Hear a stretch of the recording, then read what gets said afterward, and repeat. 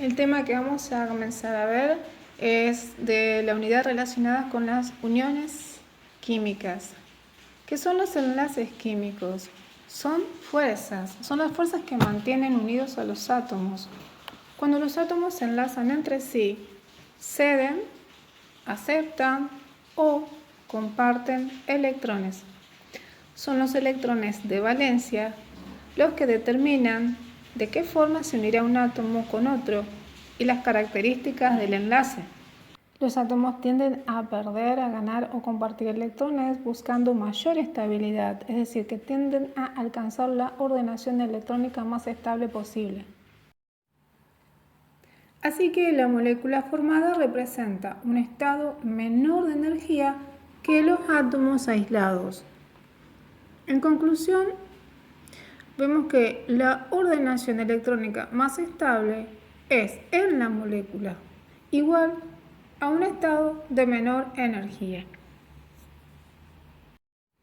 Cuando se unen dos elementos representativos que en la tablita periódica se ve como grupos A, ambos completan su octeto, es decir, 8 electrones en su última capa, adquiriendo así la configuración electrónica de gas noble, que sería S2P6. S2 significa que en el orbital S hay 2 electrones y en el P 6 electrones. Y esta es la distribución electrónica de máxima estabilidad. Aquí en la gráfica tenemos un ejemplo. Este es un átomo de neón. En el primer nivel tiene 2 electrones y en el segundo nivel tiene 8 electrones. Esos 8 electrones de la última capa son los electrones de valencia. Como todos los gases nobles, excepto el helio, tienen 8 electrones en su último nivel de energía, es decir, en su CEE, que significa configuración electrónica externa. Esto llevó a la denominada regla del octeto, o sea que los elementos tienden a completar sus 8 electrones en el último nivel. Aquí vemos un ejemplo en el cual 2 átomos de flúor, cada uno conteniendo 7 electrones en su último nivel. Cuando se combinan, van a compartir cada uno un electrón. Entonces, de esa manera completan 8 electrones, es decir, adquieren el octeto. Y así vemos la estructura de Lewis de la molécula de flúor, que sería flúor 2, porque está formada por 2 átomos de flúor. Vemos que el hidrógeno, al unirse a otro átomo, no completa 8 electrones, sino 2. ¿Pero por qué? Porque el hidrógeno tiene un solo electrón que se encuentra en el nivel 1. Como el nivel 1 se completa con 2 electrones, al llegar a ese valor, llega a la configuración electrónica del helio, que es el primer gas noble. Aquí vemos en forma de ecuación cómo cada átomo de hidrógeno, representado con el símbolo H y un puntito que sería el electrón, y ese electrón se encuentra en el primer nivel, por eso la configuración electrónica del hidrógeno es 1s1. Se unen estos dos átomos, cada uno compartiendo su único electrón, y forman el dueto, los 2 electrones. 2 electrones son los electrones equivalentes a la cantidad de electrones que tiene el átomo de helio.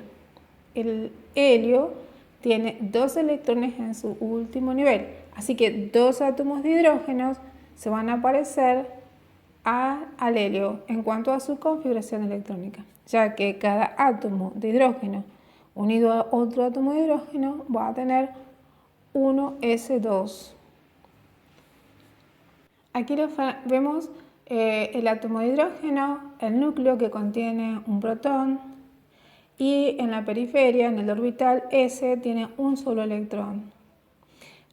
Ahora vamos a ver a 2 átomos de hidrógeno unidos compartiendo entre los dos electrones. Entonces, 2 átomos unidos en la molécula de hidrógeno. Por el lado de la derecha vemos al átomo de helio, que tiene en su núcleo 2 protones, 2 neutrones, pero en su orbital 1s contiene 2 electrones. ¿Qué pasa con los elementos de transición? Que en la tablita lo vemos como grupos 2b. A estos elementos les resulta difícil alcanzar esa estructura debido a que los orbitales d están incompletos y habría que eliminarse o captarse un número excesivo de electrones. Entonces, ¿cómo se hace?